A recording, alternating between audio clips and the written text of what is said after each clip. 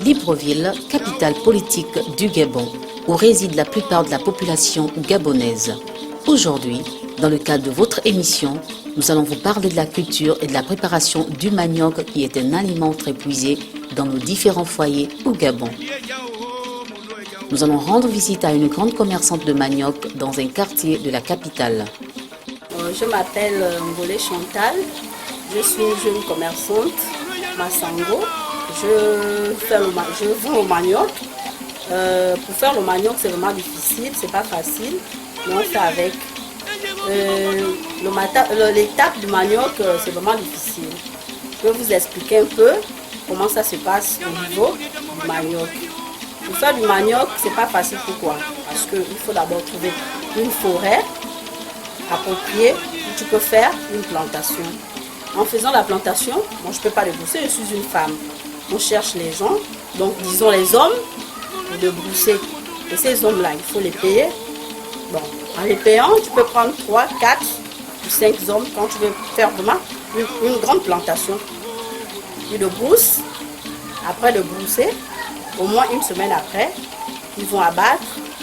Après abattre, vous attendez au moins 2 à 3 semaines, afin que ces arbres-là, les feuilles sèchent, pour enfin les brûler. Après 1 ou 2 semaines, quand les feuilles ont séché, les arbres, on les brûle. Après les brûler, on attend encore au moins 2 à 3 semaines pour commencer à planter. On commence à planter les boutures de manioc au mois de septembre, octobre, parce qu'il faut les pluies, parce que le sol, la terre est dure. Après, on plante. Après planter, on attend que les plantes poussent. Quand les plantes poussent, les plantes c'est disons le manioc, il y a les légumes aussi, c'est ce qui est dans la plantation. Et après, quand ça pousse, maintenant il faut l'étape du nettoyage. Le nettoyage c'est quoi? C'est désherber sa plantation pour libérer les boutures, pour que ça puisse bien donner les tubercules, pour qu'on puisse faire le manioc. On désherbe au moins 1 mois. Pour les paresseuses, elles font 1 mois. Et quand tu es rapide, tu peux faire 1 à 2 semaines pour les femmes braves. Surtout quand tu as une plantation moyenne, tu peux faire 2 à 3 semaines. Après ça, tu attends peut-être 3, 4, 5 mois, 6 mois. Tu ne touches pas tes tubercules, afin que ça puisse bien donner. Pour que quand tu as des racines, tu as de bons tubercules. Après 6 à 7 mois, avoir 1 an, quand tu veux respecter, tu vas à ta plantation, tu prends ta machette, ton panier, tu vas dans ta plantation, tu commences à couper les boutures de tubercules, tu les racines, tu les mets dans ton panier. Tu portes ton panier, tu vas à l'eau. Et ici, ça consiste à démontrer comment faut-il faire cuire le manioc, comme le faisaient à l'époque nos parents dans des villages. Alors, une fois que le manioc est creusé, on le met on fait dans les sacs. Après, dans les sacs, que ce soit épluché ou non épluché, on vient dans une rivière, on les trempe. Une fois les trempés dans la rivière, maintenant, on attend au moins pratiquement même 2 semaines ou 1 semaine. La rivière, elle n'est pas aussi profonde comme il se doit. Donc, qui veut dire que si on amène un sac on apporte un sac de manioc et qu'on la trempe ici, le manioc va se gaspiller complètement.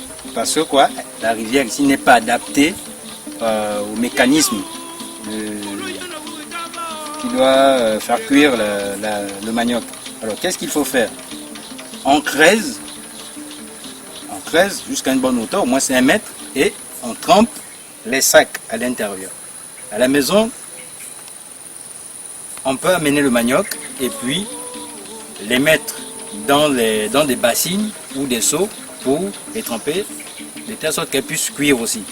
Tu ressors les tubercules de l'eau et tu les nettoies. Tu enlèves la peau des tubercules, tu mets dans ton panier. Quand tu termines, tu portes ton panier, tu l'amènes au village, disons à la maison. À la maison, quand tu n'es pas pressé, avant on les pilait à la main. Mais maintenant, il y a la machine. Ça dépend de toi. Si tu veux, tu piles à la main, comme d'habitude. Si tu veux, tu amènes à la machine. Mais le manioc plus approprié, qui a vraiment la saveur, c'est le manioc pilé à la main, dans le mortier, par toi-même. Celui de la machine, c'est pas vraiment ça. Parce que ça n'a plus vraiment de saveur. Donc, pour faire le manioc, il faut quoi? Quand tu amènes ton manioc à la maison, tu piles. Il faudrait que tu aies les feuilles pour attacher, ce qu'on appelle les feuilles de manioc. Pour attacher, il faut les cordes.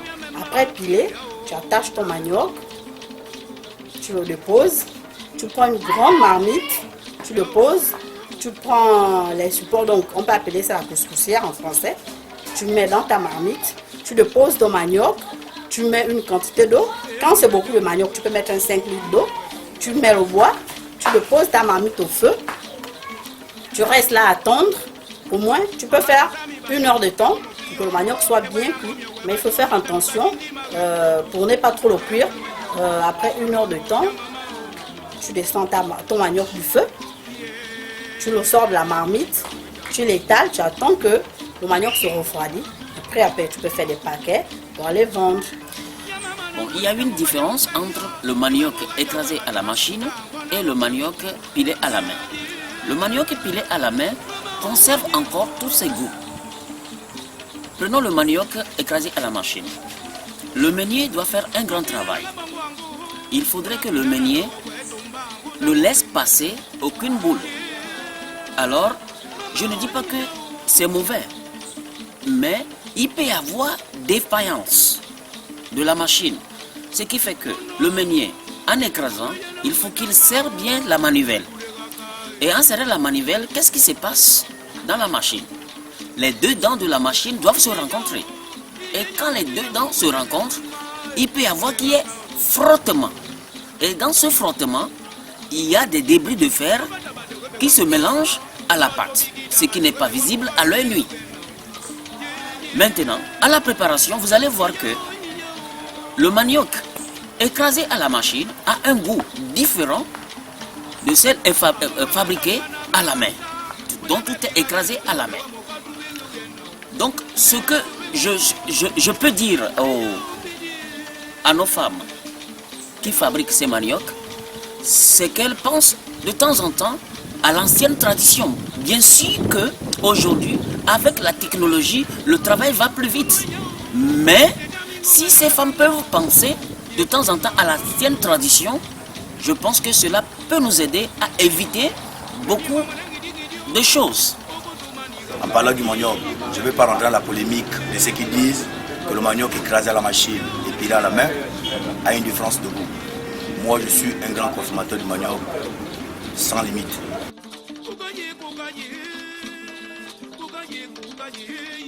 Alors, la fabrication du manioc en milieu traditionnel présente deux principales limites. La première limite, c'est celle relative à l'hygiène. La gestion des conditions d'hygiène n'est pas toujours facile. Et la deuxième limite est bel et bien celle de la pénibilité au travail.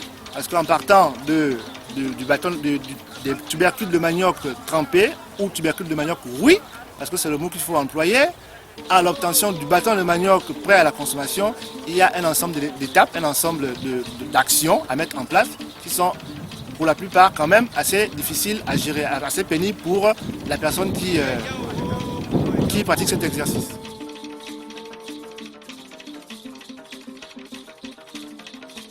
Alors les conditions d'hygiène à respecter pour avoir un manioc propre à la consommation, on va les définir peut-être en 3 étapes, on va dire ça comme ça. Alors la première des précautions qu'il faut prendre, c'est de tremper le manioc en rivière plutôt que dans des récipients ou dans des fûts. Parce que ce qu'il faut comprendre, c'est que le manioc libère des toxines et aussi du cyanure. Donc il serait judicieux de tremper ce manioc en rivière pour permettre la bonne élimination de ces toxines et de ce cyanure. La deuxième chose, c'est lors de la préparation, lors de la fabrication même du bâton de manioc, lors de la mise en œuvre de la fabrication du bâton de manioc, utiliser des récipients qui soient assez propres, assez lavés, assez nettoyés. Et la troisième chose, c'est lors de la préparation, permettre à ce que le manioc soit cuit à point, qu'il soit bien cuit.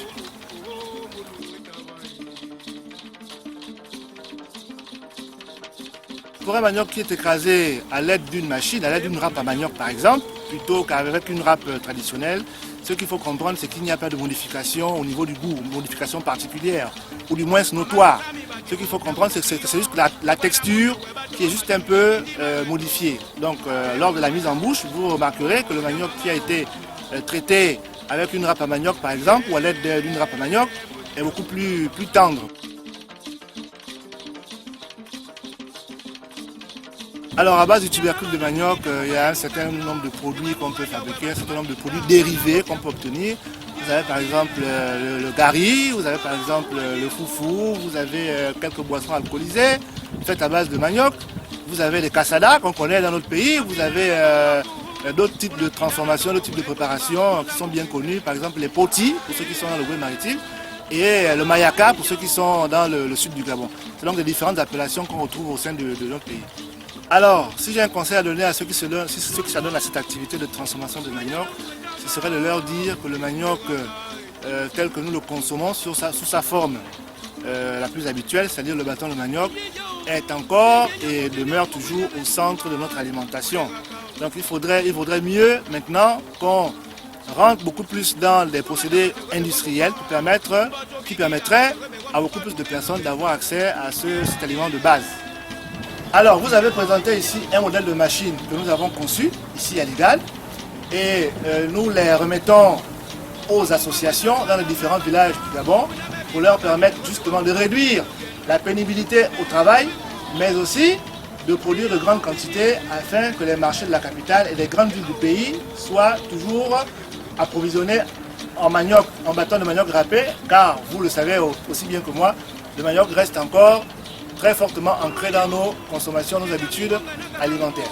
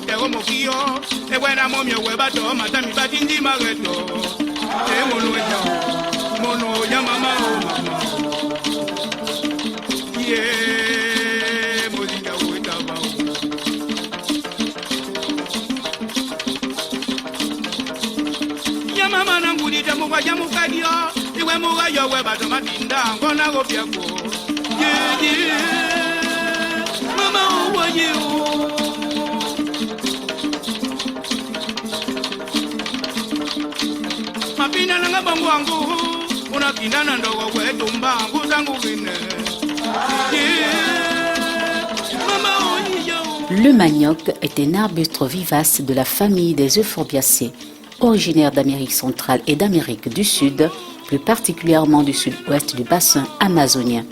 Le manioc a été importé du Brésil au XVIe siècle vers l'Afrique par les colons portugais. On consomme généralement ses racines très riches en glucides et sans gluten, mais aussi ses feuilles en Afrique. Au Gabon, avec ses 1 800 000 habitants, le manioc reste l'aliment le plus consommé.